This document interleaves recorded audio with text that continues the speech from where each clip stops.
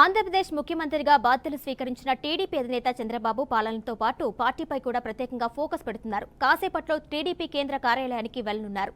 సీఎంగా ప్రమాణ స్వీకారం చేసిన అనంతరం ఆయన పార్టీ కార్యాలయానికి వెళ్లడం ఇదే తొలిసారి.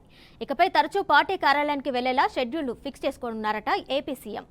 పార్టీ కార్యాలయంలో మంత్రులు కూడా అందుబాటులో ఉండేలా కార్యాచరణ రూపొందించనున్నారని తెలుస్తుంది. ప్రభుత్వానికి పార్టీకి మధ్య గ్యాప్ రాకుండా ఉండేలా చంద్రబాబు ప్రణాళికలు రెడీ చేస్తున్నారట. పార్టీ ప్రభుత్వం సమన్వయం కోసం ప్రత్యేక వ్యవస్థ ఏర్పాటు చేసే విధంగా ప్లాన్ చేస్తున్నారు టీడీపీ అధినేత. ఇక కార్యక్రమాలపై బయటకు వెళ్లినప్పుడు మినహాయిస్తే ప్రతిరోజు ఉదయం 10 గంటల నుంచి సాయంత్రం 6 గంటల వరకు సచివాలయంలో ఉండాలని చంద్రబాబు భావిస్తున్నారు. ఇదే విధంగా మంత్రులు కూడా సచివాలయానికి రావాలి అని, శాఖపై పట్టు సాధించాలని తనను కలిసిన మంత్రులకు సీఎం చంద్రబాబు చెప్పినట్టు తెలుస్తుంది.